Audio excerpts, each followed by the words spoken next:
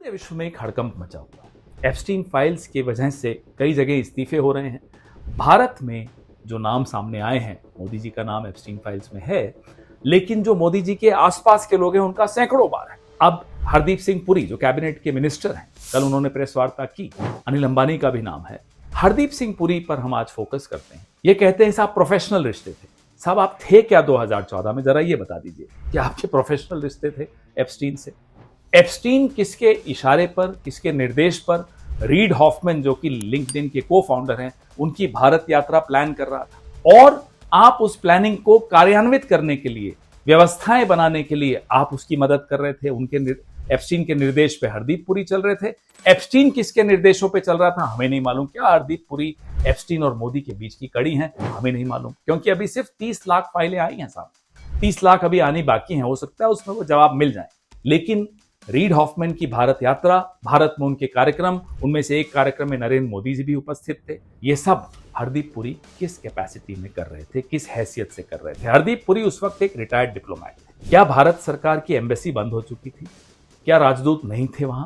क्या सुषमा स्वराज जी मंत्री नहीं थी कि नरेंद्र मोदी को हरदीप सिंह पुरी की उपयोगिता मिली, उनको हरदीप पुरी मिले कि जो ये सारा कार्यक्रम करवाएंगे? क्या एप्स्टीन को भी भारतीय एम्बेसी नहीं हरदीप पुरी मिले, और नरेंद्र मोदी को क्या एप्स्टीन मिले रीड हॉफमैन को भारत लाने के लिए?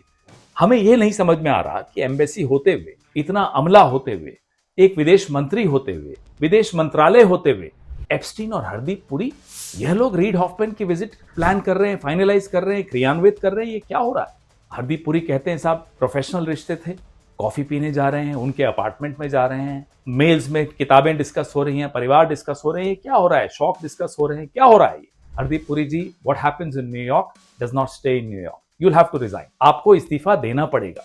आपका नाम उजागर हो चुका है। और कल जो प्रेस कॉन्फ्रेंस आपने की, उसमें आप बोलते हैं कि साहब तब तक मुझे नहीं मालूम था कि वो इतना बड़ा यौन अपराधी है।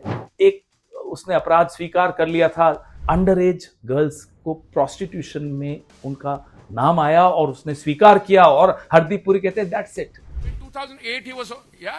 In 2008 he pled guilty, yes, for a charge that he was soliciting the favors of a woman who was underage. That was it. छोटी सी बात है।